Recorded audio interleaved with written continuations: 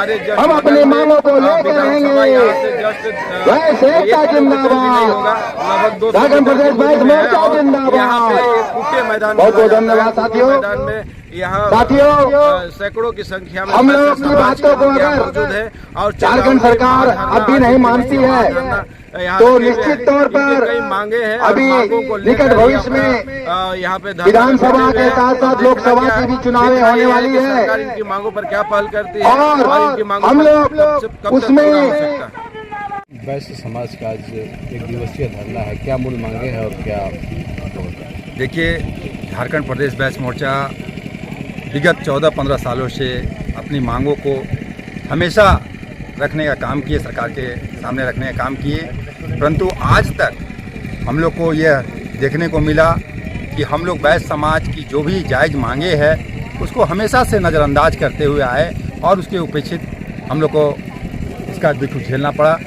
जैसा कि हम लोग पूर्व से ही हम लोग मांगते आए हैं कि झारखंड जब बिहार एकीकृत जब था, उस समय जब झारखंड अलग हुआ तो उस समय हम लोग को बिहार में 27% आरक्षण मिलता था वैश्य समाज को, और जब झारखंड अलग हुआ तो उसको घटा करके 14% कर दिया गया। ये कहाँ का न्याय है? हम लोग इस बात को लेकर हमेशा से लड़ते आए हैं, जो कि आज तक 24 साल हो गया झारखंड राज्य अलग हुए, आज तक उस बात को नहीं ना तो सुना गया, ना समझा गया, ना जाना गया।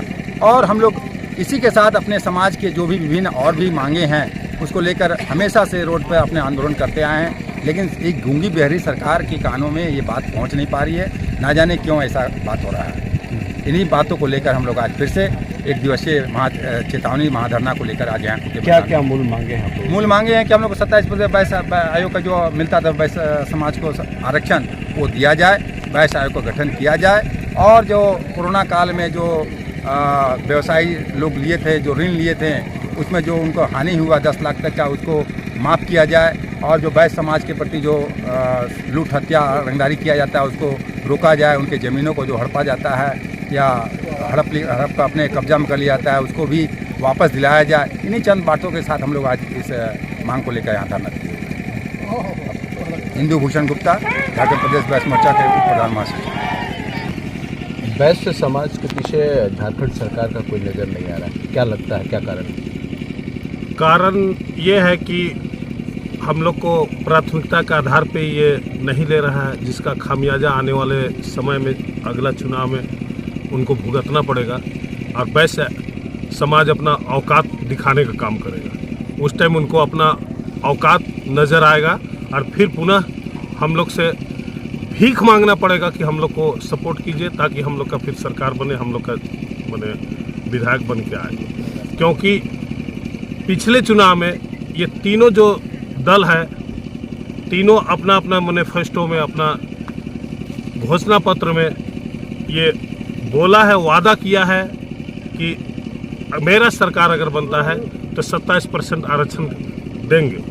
जो पिछड़ा वर्ग को बिहार एकीकृत, जब बिहार और झारखंड जब एकीकृत सरकार उस टाइम मिलता था, वो लागू करेंगे। लेकिन अभी तक ये गूंगी बहरी सरकार को अभी तक समझ में नहीं आ रहा है कि जो मेरा मैनिफेस्टो में, जो घोषणा पत्र में है, उसको लागू करना चाहिए, तभी मेरा और वोट बैंक बनेगा, ना कि ऐसा अगर अविश्वास प्राप्त करेगा। इसको और तो सरकार बन गया तो विश्वास प्राप्त करना चाहिए, पब्लिक में और अच्छा पहचान जाना चाहिए, जबकि इनका पहचान बहुत बुरा जा रहा है, और आने वाले चुनाव में इनको ये कारनामा खुद भुगतना पड़ेगा। आगे आप लोगों का स्टैंड क्या होगा? आगे हम लोग जब तक हम लोग का वैश्य आयोग का गठन नहीं होगा, 27% आरक्षण नहीं होगा, व्यापारियों का 10 लाख का सूद माफ नहीं होगा, तब तक आंदोलन और तेज करेंगे हम लोग। उसके लिए सड़क से लेकर के सदन तक आंदोलन करेंगे, जब जैसा जरूरी पड़ेगा वैसा करेंगे, और ये सरकार को बताने का काम करेंगे, जिस भाषा में समझेगा उस भाषा में समझाने का काम करेंगे। अभी लोकसभा का चुनाव है, क्या लगता है कि अगर आप लोगों की मांग नहीं मानी जाती है तो क्या उसमें प्रभाव पड़ेगा? बिल्कुल प्रभाव पड़ेगा। हम लोग वैसा एमपी को हम लोग सपोर्ट करेंगे जो मेरा हित का बात करेगा, जो वैश्य का हित का बात करेगा, उसी को हम लोग आने वाला चुनाव में मदद करेंगे। आप लोग अंदरूनी रूप से किस पार्टी का समर्थन करते हैं? अभी हम लोग का वैश्य का हित बात करेगा, उसी को हम लोग सपोर्ट करेंगे, उसी को करते भी हैं। ऐसे समाज का विकास हो, इसके लिए आप लोग के संगठन की ओर से क्या पहल हो रही है? यही पहल है कि हमारी मांगों को अनदेखा किया जा रहा है। हम लोग 27% आरक्षण की बात कर रहे हैं। हमारे बच्चे लोग को भविष्य दांव पे लगा हुआ है। पढ़ लिख के भी उन लोगों को कुछ भी नहीं हो पा रहा है। तो हम लोग 27% ज़्यादा क्या मांग रहे हैं, 27% आरक्षण की डिमांड कर रहे हैं। तो हमारे सरकार जो है बाहरी गूंगी कान में तेल डाल के बैठे हुए हैं। ना तो हम लोग को इन माफ़ का कोई किए हैं। जब सरकार में नहीं थे, बोले जब मेरी सरकार बनेगा तो मैं बैस को 27% आरक्षण दूंगा। लेकिन वो 27% आरक्षण देने के बाद हम लोग को धरना भी कर रहे हैं, कुछ भी कर रहे हैं तो अनसुना कर रहे हैं। तो हम लोग उनको चेताने का एक आक्रोशना पे बैठे।